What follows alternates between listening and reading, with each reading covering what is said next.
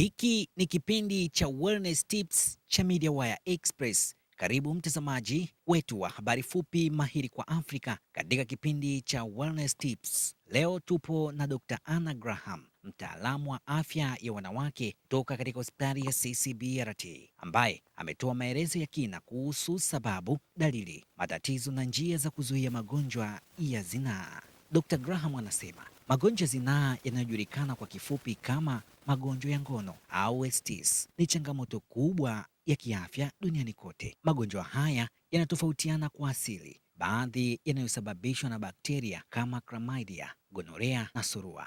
Wengine ni virusi kama HPV, herpes ya zinaa, HIV na hepatitis B na C. Wengine ni viumbe vidogo kama trichomoniasis na miwavi ya pubic. Kimsingi, virusi vya HPV vinachukuliwa kuwa vya kawaida zaidi duniani. Ingawa mwili unaweza kuondoa virusi hivi kwa asili na chanjo inaweza kupunguza hatari kwa kiasi kikubwa, herpes ya zinaa na Chlamydia pia ni ya kawaida sana, lakini magonjwa mengi hayaonyeshi dalili, jambo linaloifanya vipimo vya kawaida kuwa ni muhimu sana. Dr. Graham anaeleza kuwa dalili za magonjwa ya zinaa zinaweza kujumuisha mabadiliko ya kutokwa na maji ya uke au mkojo, damu isiyo ya kawaida, maumivu ya tumbo la chini au testicles, vidonda vya ngozi na uvimbe wa tezi za limfa. Hata hivyo, kutokuwa na dalili hakumaanishi kuwa mtu hana maambukizi. Hivyo, vipimo vya mara kwa mara ni njia salama ya kujua hali ya afya yako. Vipimo hutolewa kwa mtindo wa uchunguzi wa mwili na vipimo vya maabara.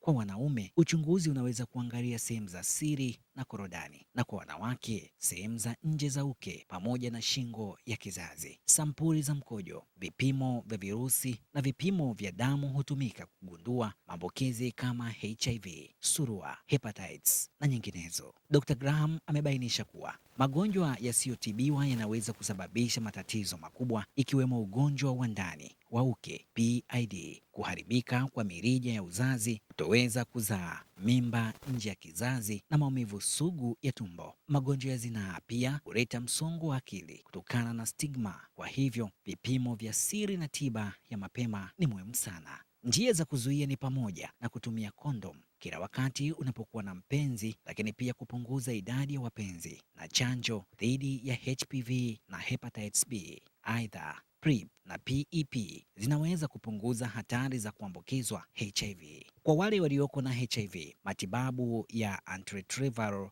vinaweza kufanya virusi visionekane, hivyo kuzuia kuambukizwa kwa wapenzi. Kwa wanawake wajawazito, vipimo vya magonjwa ya zinaa ni muhimu sana. Maambukizi yasiyotibiwa yanaweza kusababisha mimba kupotea, kasoro za fetus au matatizo kwa mtoto mchanga. Kwa hivyo, vipimo vya HIV na surua wakati wa ujauzito vinapunguza hatari zaidi. Dr. Graham anasisitiza elimu kwa umma ili kupunguza stigma, kuhamasisha vipimo vya kawaida na kuhakikisha ulinzi wa afya ya kingono. Aidha, amesisitiza kuwa kudumisha afya ya kingono si tu kuzuia magonjwa, bali na kukuza ustawi, kujiamini na uwajibikaji wa kibinafsi. Hii ndiyo taarifa kutoka kwa Dr. Anna Graham kuhusu magonjwa ya zinaa na namna ya kujikinga. Kumbuka, vipimo vya mara kwa mara, ulinzi wakati wa kuwa na mpenzi na chanjo ni hatua muhimu. Mimi ni Joseph Isangura. Kaa nasi kwa habari za afya na vidokezo vya ustawi katika kipindi cha Wellness Tips cha MediaWire Express.